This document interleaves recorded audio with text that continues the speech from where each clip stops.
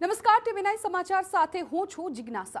સમાચાર સુરતથી મળી રહ્યા છે કે જ્યાં સચિન વિસ્તારમાં ભીષણ આગનો બનાવ બન્યો। ખાનગી કંપનીના ગોડાઉનમાં આગ લાગતા અફરાતફરી મચી ગઈ હતી। ફાયર બ્રિગેડ દ્વારા મેજર કોલ જાહેર કરવામાં આવ્યો છે। કંપનીમાં 10 થી વધુ બ્લાસ્ટ થયા હોવાની માહિતી છે। સુરત ફાયર વિભાગ અને નોટિફાઈડ એરિયાના ફાયર ફાઇટરો ઘટના સ્થળ પર પહોંચી ગયા છે। આગે વિકરાળ સ્વરૂપ ધારણ કરતા વધુ ફાયર ફાઇટરોને મદદ માટે બોલાવવામાં આવ્યા છે। ફાયર વિભાગની 20 થી વધુ ગાડીઓ ઘટના સ્થળ પર છે। ભીષણ આગ પર કાબુ મેળવવાના સતત પ્રયાસ કરવામાં આવી રહ્યા છે। આગ કાબુમાં આવતા હજુ કલાકો લાગી શકે તેવી સ્થિતિ છે, કેમ કે આ કંપનીમાં અચાનક જ ભીષણ આગ ફાટી નીકળી અને અત્યારે શું સ્થિતિ છે તે આ દ્રશ્યોમાં પણ આપ જોઈ રહ્યા છો।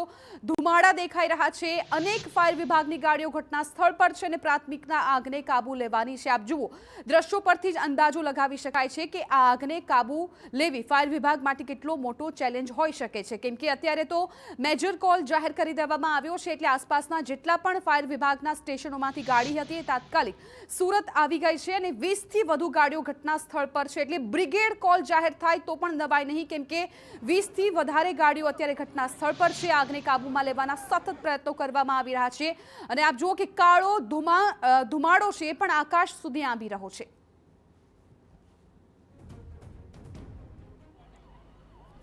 ગરમી શરૂ થતાની સાથે સુરત સચિન જીઆઈડીસી અને સચિન વિસ્તારની અંદર જે ઇન્ડસ્ટ્રી વિસ્તાર છે તેની અંદર કંપનીઓની અંદર આગ લાગવાની ઘટનાઓ છે તે સામાન્ય બનતી હોય છે, કારણ કે ફાયરના જે ખરેખર સાધનો હોવા જોઈએ, જે તકેદારી રાખવામાં આવતી હોય તે તકેદારી નથી રાખવામાં આવતી ને તેના કારણે આ રીતની ઘટનાઓ છે તે બનતી હોય છે।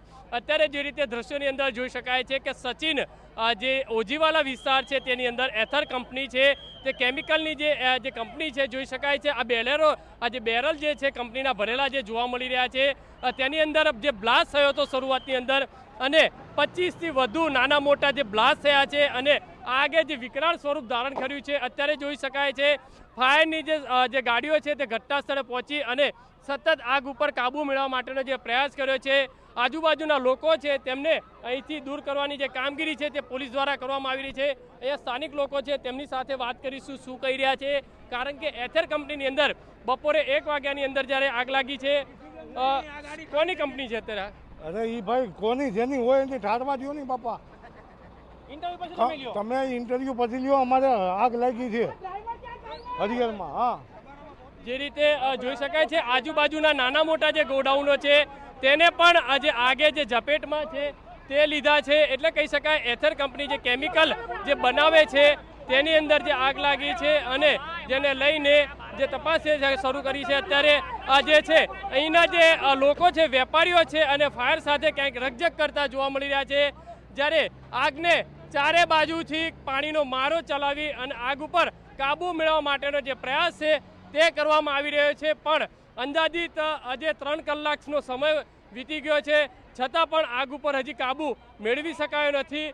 સતત આગને કાબુ મેળવવા માટેનો જે પ્રયાસ કરે છે। આપણા દ્રશ્યો જે બતાવી રહ્યા છે કે આગ એટલી વિકરાળ સ્વરૂપ ધારણ કરી છે કે આખી કંપનીને ઝપેટમાં લઈ લીધી છે અને હજુ પણ અંદાજિત 4 થી 5 કલાક સુધી આગ છે તે કંટ્રોલમાં આવી શકે તેમ નથી, કારણ કે જે રીતે જે કેમિકલ ભરેલી જે કંપની છે અત્યારે જે ફોર્મ દ્વારા આગને કાબુ મેળવવા માટેનો જે પ્રયાસ છે તે શરૂ કરવામાં આવી રહ્યો છે। જે ફોર્મ મારવામાં આવી રહ્યું છે, કારણ કે જે કંપની છે તે કેમિકલ બનાવે છે। અલગ અલગ જે કંપનીની અંદર જે અલગ અલગ કેમિકલ હોવાની છે તે છે જે જોવા મળી રહ્યું છે અને આગને વિકરાળ સ્વરૂપ ધારણ કર્યું છે અને અત્યારે ફાયરના જવાનો છે તેના ઉપર કંટ્રોલ મેળવવા માટેનો જે સતત જે પ્રયાસ છે તે કરવામાં આવી રહ્યો છે। એટલે મહત્વની વસ્તુ એ છે હજુ પણ કલાકોનો સમય છે તે લાગી શકે છે।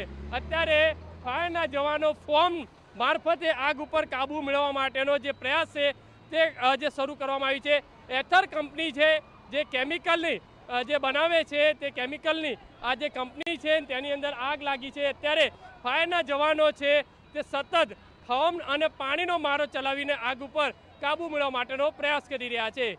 કેમેરામેન સંજય ચંદન સાથે બલદેવ સુથાર, ટીવી9 સુરત।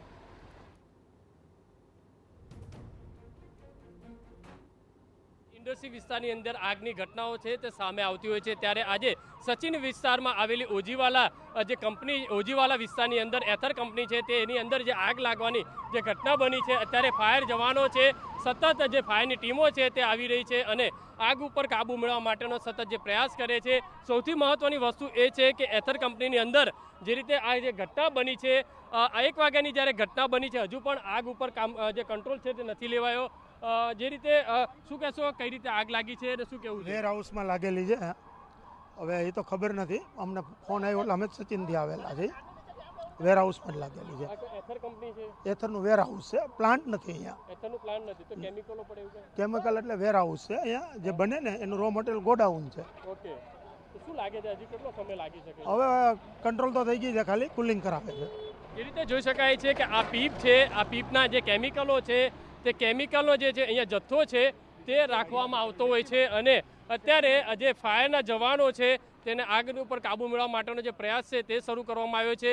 ત્યારે આ તમને જે દ્રશ્યો બતાવી રહ્યા છે કે આ વાયર જે અહીંથી પસાર થઈ રહ્યો છે, જે પણ જે ગરમ થવાના કારણે જે તૂટી શકે છે ક્યારે પણ, અત્યારે ફાયરના ટીમ છે તે તાત્કાલિક અહીંયા પહોંચી અને સતત જે ફોર્મ અને પાણીનો મારો ચલાવી અને આગને કંટ્રોલમાં લેવા માટેની જે તજવીજ છે તે હાથ ધરી છે. કેમેરામેન સંજય ચંદ્ર સાથે બલદેવ સુથાર, TV9 સુરત. તો અમારા સંવાદદાતાએ ઘટના પર શું સ્થિતિ છે અત્યારે ઘટના સ્થળે એ આપને બતાવી. એથર કંપનીનું વેરહાઉસ છે કે જ્યાં કેમિકલ રાખવામાં આવ્યું હતું. કિલોમીટરનો એરિયા બંદોબસ્ત રાખેલો છે, પબ્લિકની અવરજવર, લેબરર્સની અવરજવર દૂર કરાવેલી છે અને ફાયર ફાઇટર્સ એનું કામ કરી શકે એ માટે ટ્રાફિકને પણ નિયંત્રિત કરવામાં આવેલો છે. અત્યાર સુધીની તપાસ જોતાં કોઈ જાનહાનિના ખબર નથી. કંપનીના પેરોલ પણ અમે ચેક કરેલા છે. સર, કેટલા વાગે અંદાજિત આગ લાગેલી મેસેજ હતો? અમને કલાક પહેલાંના મેસેજ હતા, આગ લાગેલી હતી અને આગ બુઝાવવા માટેની કામગીરી ચાલે છે. અંદર કોઈ ફસાયા હોવાની એવા કોઈ મેસેજ? અમે 2 વખત ચેક કરે છે.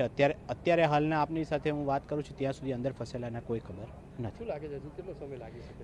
ફાયર ફાઇટર સાથે એમના જે ચીફ ફાયર ઓફિસર છે એમની સાથે હું વાત કરીને આપણે જણાવી શકું કે હજુ આગની કયો પ્રકાર છે, કેમિકલની આગ છે કે વધારે સમય લાગી શકે એમ છે.